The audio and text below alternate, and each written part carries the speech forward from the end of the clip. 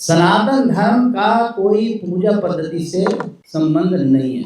सनातन धर्म केवल लौकिक व्यवहार से संबंधित बातें हैं और उनका जब हम एक शॉर्ट में हम कोई बात कहना चाहें तो हम ये कह सकते हैं कि जो प्रेम, करुणा, मैत्री, समानता, सद्भावना और समन्वय के भाव जिस मत में भी हों तो वो सनातन धर्म के अंतर्गत आता है। तो इस हिसाब से हम देखते हैं कि हमारे जितने भी भारतीय मत हैं, हिंदू, जैन, सिख, बौद्ध, आजीवक, चारवाक, लिंगायत, शैवाइट्स, वैष्णवाइट्स, जितने भी हैं या और भी कई हैं, ये सारे के सारे सनातन धर्म के अंतर्गत आते हैं। हमें एक सनातन राष्ट्र की बात करते हैं, एक सनातन राष्ट्र जहाँ पर ये सारे भाव मौजूद हों। तो हमारे एक दो मुस्लिम मित्र ने हमसे पूछा कि भाई आपने हमको भी छोड़ दिया, हम कहाँ जाएंगे? तो हमने कहा हम आपको कहाँ बाहर कर रहे हैं, सनातन में तो आप भी हैं। वो कैसे? हम कहते हैं कि पूजा पद्धति से तो कोई संबंध ही नहीं है इसका। प्रेम, करुणा, मैत्री, समानता, सद्भावना और समन्वय आप में भी तो है। ऐसे जो हमारे ईसाई भाई हैं वो भी सनातन के अंतर्गत आते हैं, सनातनी ईसाई। केवल समस्या ही है और उस समस्या का समाधान भी आपके पास है, दिखाई दे रहा है, प्रतिदिन दिखाई दे रहा है। समस्या क्या है? वो है समन्वय।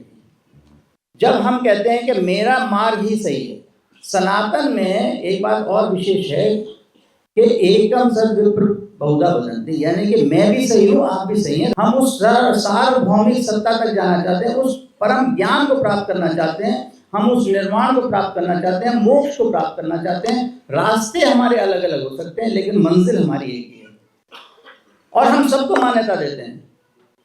लेकिन समस्या क्या है? कुछ अतिवादी मुसलमान समन्वय के भाव को नहीं रखते और अगर आप कहेंगे कि वो कहते हैं कि नहीं हमारा ही रास्ता केवल सही है और आपको हमारे रास्ते पे चलना है, नहीं तो हम आपके साथ ये कर देंगे, हमारे साथ आपके साथ ये कर देंगे, तो ये समन्वय का भाव नहीं है। तो जिनमें समन्वय का भाव है वो हमारे सब सनातनी हैं और 95% से ज़्यादा लोग हमारे मुसलमान भाई जो हैं वो इस्लाम का पालन करने वाले, वो भी समन्वय का भाव रखते हैं।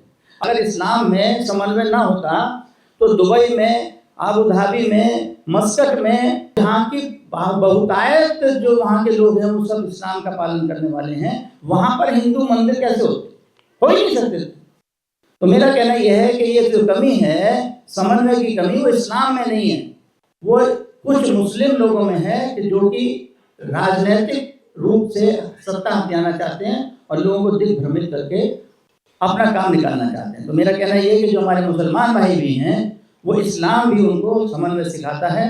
तो जिन लोगों में भी प्रेम, करुणा, मैत्री, समानता, सद्भावना और समन्वय की भावना हो, वे सभी के सभी हमारे सनातनी भाई हैं और हमें इस देश को सनातन देश बनाना है, सनातन राष्ट्र बनाना है।